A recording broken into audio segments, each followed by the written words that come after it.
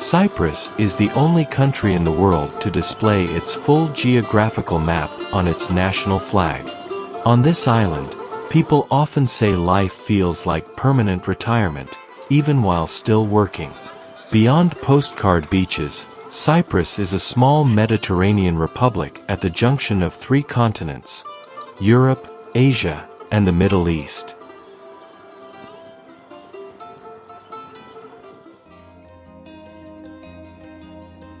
With just 9,251 square kilometers and 1.4 million inhabitants, it fits the size of an average U.S. state, yet its passport ranks among the world's most powerful. Over 170 visa-free destinations. Its capital, Nicosia, remains Europe's last divided city by a wall. South, Republic of Cyprus. North, Turkish side. Yet the atmosphere is calm. Thousands cross checkpoints daily to work, shop, or grab coffee together. The island's history reads like a novel. In 1191, Richard the Lionheart lands, marries Berengaria of Navarre, and sells the island to the Templars. Romans, Byzantines, Venetians, Ottomans, British, everyone passed through, leaving ruins, fortresses, and timeless villages. Here, driving is on the left, like the UK, Ireland, and Malta, the EU's only 4 holdouts of this British habit. In the southern mountains, Lefkara village is globally famous for lace so fine Leonardo da Vinci bought some in 1481 to adorn Milan's cathedral altar. Grandmothers still craft it today.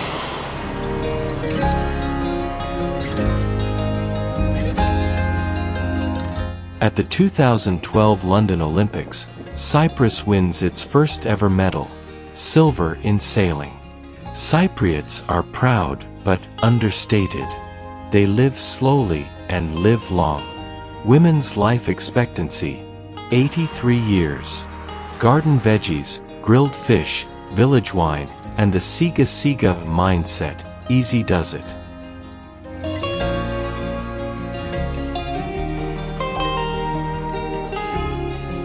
Nearly 80% are Orthodox Christian. Easter is the real national holiday. Villages lit by candles, braided bread, red-dyed eggs, chants echoing all night. But not everything's perfect. 25% of adults still smoke despite public bans. Behind tourist photos, tougher realities. Many women confined to traditional roles. Unmarried after 30? Heavy societal judgment. Cost of living varies. Limassol and Larnaca are pricey.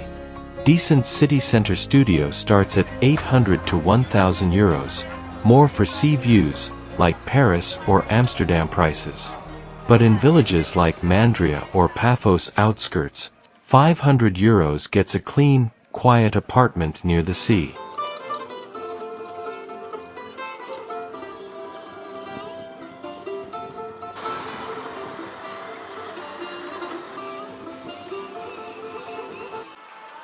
The island imports nearly everything: food, cars, materials. Prices 15 to 20% above EU average. Tourism inflates costs in summer. Winter stays mild, 15 to 18 degrees Celsius daytime, shirts suffice.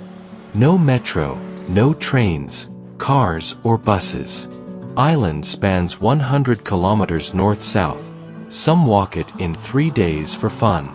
English everywhere. Offices, restaurants, shops, no issues. Business runs on trust and personal connections. A friend's introduction beats 10 resumes. Off-season, tourists gone, island empties. Restaurants close early, streets quiet, soft melancholy over the sea. For modest incomes, long-term settling is tough. Most long-stay expats from wealthy nations, UK, Russia, Germany, Scandinavia.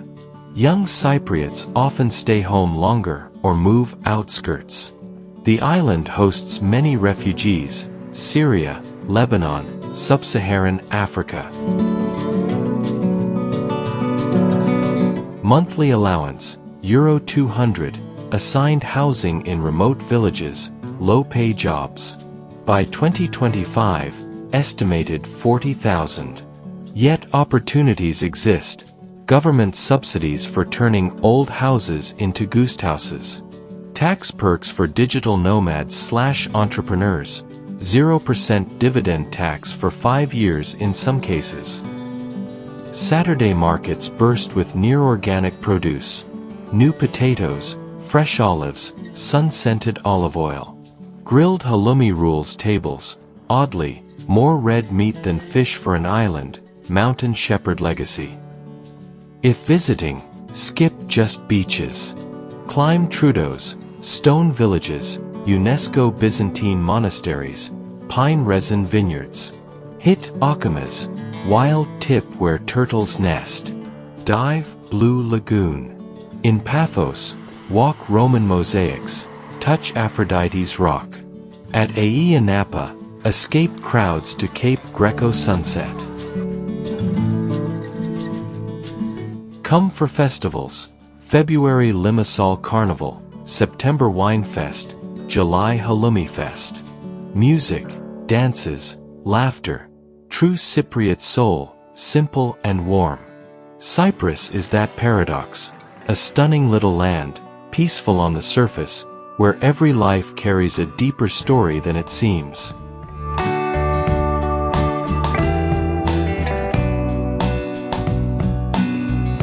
One of the most charming aspects of Cyprus is its cats. They are not just pets, they are part of the island's history and daily life. It is said that cats arrived in Cyprus centuries ago, brought by monks and merchants to protect grain and food from rodents and snakes, especially in ports and monasteries. Over time, they became natural allies of the locals, especially in rural areas and near the markets. During the Ottoman period and the era of European traders, cats were highly valued. Keeping them near granaries and storage areas was a practical way to protect food and crops. In coastal cities, where trade and ferries were constant, cats also helped control the rat population that threatened ships and merchandise. Walking through Nicosia, Limassol or Girne, it's impossible not to see them. Resting in the sun, wandering through the streets, sitting in cafes or near the bazaars. Locals take care of them and feed them, and tourists are often fascinated by their constant and friendly presence.